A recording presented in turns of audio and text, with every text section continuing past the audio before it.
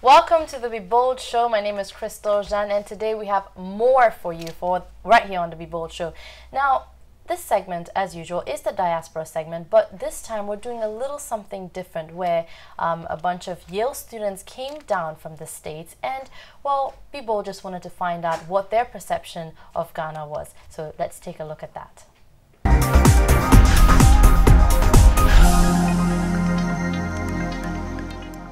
As a part of our MBA program, it's just real interdisciplinary, and they really want us to get a great perspective on macroeconomic trends and cultural trends in different countries.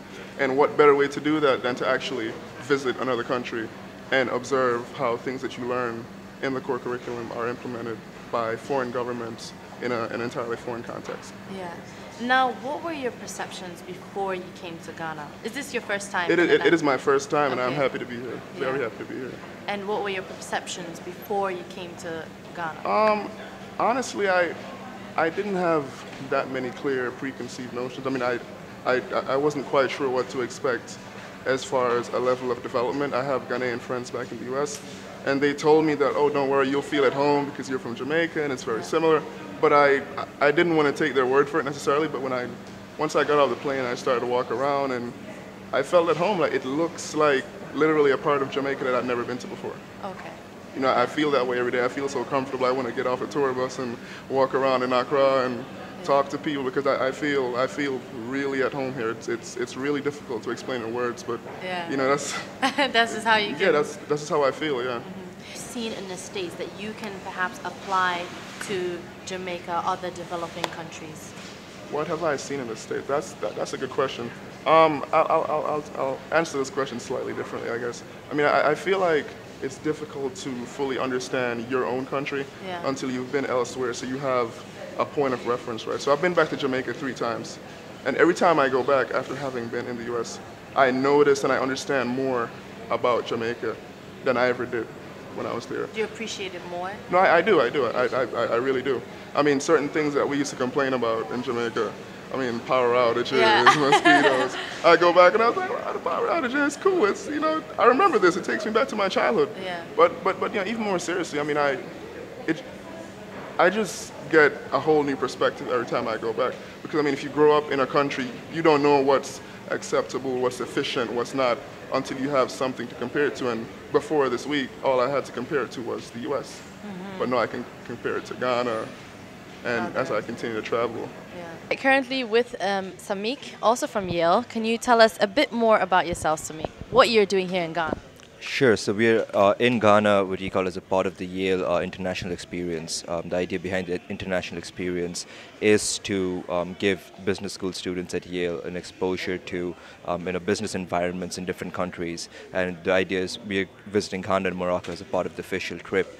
And you know, we can compare and contrast business climates, you know, the business environment, various challenges and opportunities within these 2 countries in specific, but also comparing it back to, like, you know, the business climate in the U.S. Now, so far, what have you discovered? So far, you know, it's been in the sense of I also took a side trip to Sierra Leone and Niger to also look at business opportunities there, and it's in a sense expected of what you would think of the developing world. You know, coming from India and having seen businesses in India, there is a certain pace and a certain, you know, methodology to doing businesses in the developing world because of, you know, the lack of institutions, the lack of infrastructure.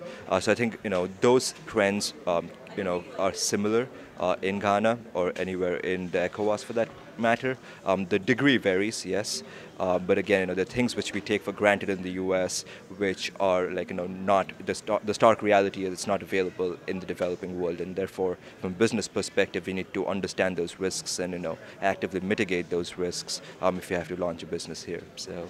You're trying to do entrepreneurship, you know, a lot of people think, oh, you're trying to create, you know, do something to make money. I think, you know, money is important, but look beyond that. The way I look at it is, you know, you want to go into the creation of wealth.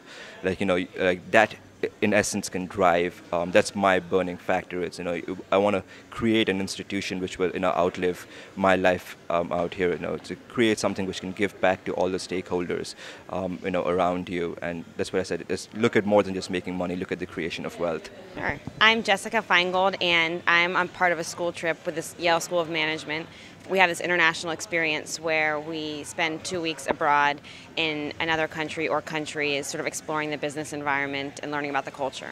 Okay. And what have you? First of all, what are your expectations before you came? And are you like shocked and blown away, or how? What do you think? Yeah, I wouldn't say my expectations were that rigid coming in. I had an idea, a clear picture of what I thought it was going to be like. I've traveled in Latin America a significant amount, but I've never been to Africa before. And I'm actually a joint degree student with the School of Forestry and Environmental Studies and the School of Management, so I'm really interested in the intersection of business and the environment. So for me, I was just really, really interested and curious to see what it would be like. And so far, I've been only really pleasantly surprised. The people are so kind. Everybody's smiling, really friendly, asking us about our country, really happy to share stories about Ghana with us. So, I mean, it's only been a few days, but it's been wonderful. How do you think for young entrepreneurs, what is the environment, the climate like for them over there in America? I just think it's much more formulaic. Like you graduate from college or high school, and it's very, very structured in terms of knowing which career paths to go into and where you want to go. It's from a young age. It's very much, I think, people have focus on what they're going to be when they grow up, and so there's a lot of creativity and entrepreneurship. But it was interesting talking yesterday to one of the business leaders here. He said, I actually think people here are much more entrepreneurial in Ghana than they are in the U.S. You know, people will be in a rainstorm and, you know, being drenched in the street and trying to sell you something in traffic. He's like, you never see that in New York City. So people here are pretty innovative in their ways and very creative. So I have to say, it's hard to compare, you know. I think people at home are just a little more used to applying for a job, and there's sort of this very straightforward path in terms of a typical job in a corporation, whereas here people sort of will do anything in any weather sort of to, you know, sustain themselves, which is really interesting. It looks like you've traveled quite a lot Yeah. and have lived in the States for a very long time. How do you compare all the different... I've been extremely impressed with Ghana. I came a week earlier than the rest of my group with 4 of my classmates. We traveled up to Kumasi, took a bus up there, and then to Hohoi in Volta region, and went to the Vili waterfalls, and it was very beautiful. And I think I was struck by a couple of things. One was, you know, strictly the development infrastructure. I mean, the roads are much better than they are in parts of Asia that I've been to. You know, and the electrification, I think, is pretty impressive how far that's gone out. But also just hard to explain, but the sense of peace here in Ghana is, I think, probably more valuable than maybe it's possible for people who live here to understand. You know, I've traveled in Indonesia, parts of China, and even in the United States, it seems that Ghana, by comparison, is just much more even-headed or something like that. You know, and it's almost, you know, spiritually soothing to be here, and I've enjoyed that a lot. I came with quite a clean slate. I try to do that with every place I visit, to not have too many expectations, not have too few.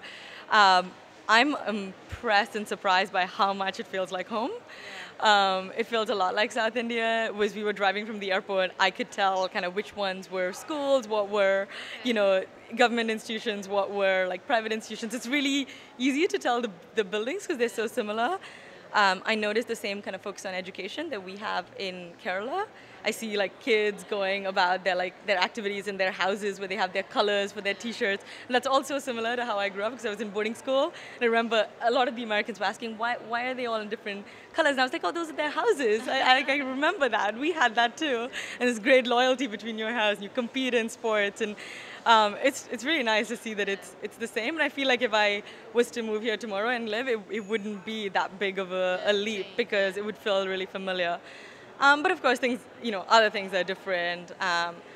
You know, in many ways, as we've looked at the companies, I've realized that there's just so much more.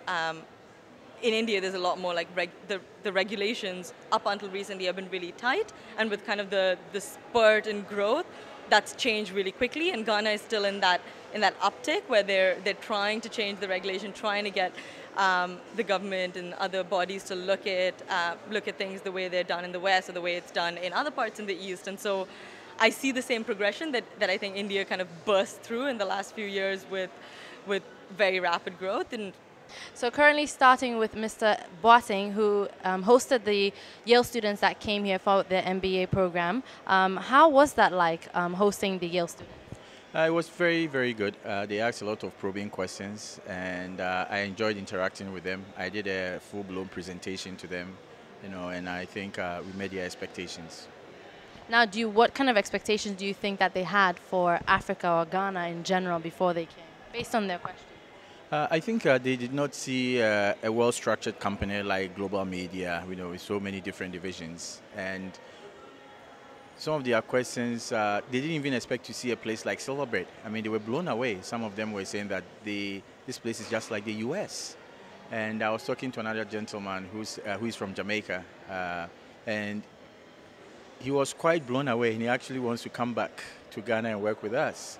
And in terms of their selection, they were looking at companies, leading-edge companies, Ghanaian companies that are making a difference, on the continent. And so they selected Global Media as one of the companies, and I think they were very happy to be here.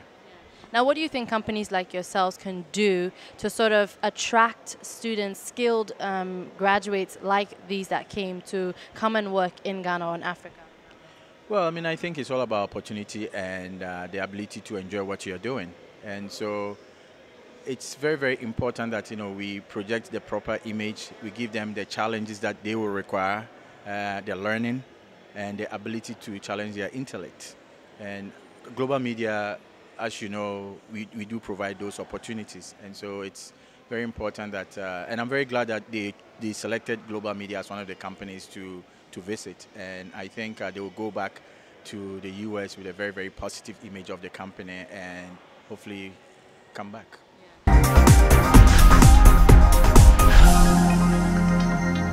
It's quite interesting to see different people's perceptions of Ghana and what they think of our country in general when they come and compare to that of their cultures. Well, let's take a break. We'll be back in a moment.